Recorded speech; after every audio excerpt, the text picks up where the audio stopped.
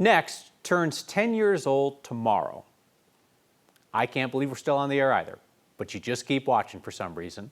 Just like you have continued to keep giving to our weekly micro-giving campaigns, which started on a random week in June of 2020. It was the lockdown period of the pandemic. We were all stuck at home, but everybody still wanted to help people.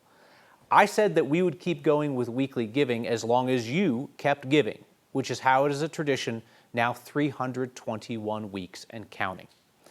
Today we caught up with Eric Lazari from the Civic Center Conservancy, the very first nonprofit you helped. If you spent time in Denver, you have some personal story attached to Civic Center. The park is in the first phase of the Civic Center Next 100. It's being led by the City and County of Denver, supported by the Conservancy, and it is really reimagining the park and evolving the park for the next several generations of Coloradans and Denverites.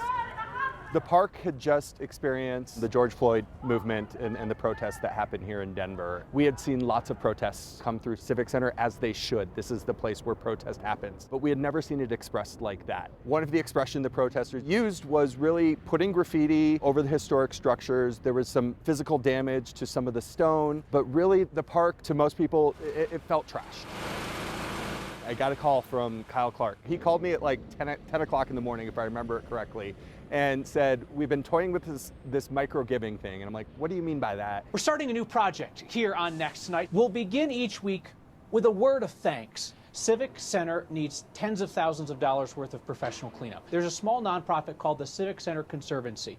It cares for the park. So let's clean up Civic Center Park for people and for parties and, yes, for protests. We can do it, us, right here, tonight.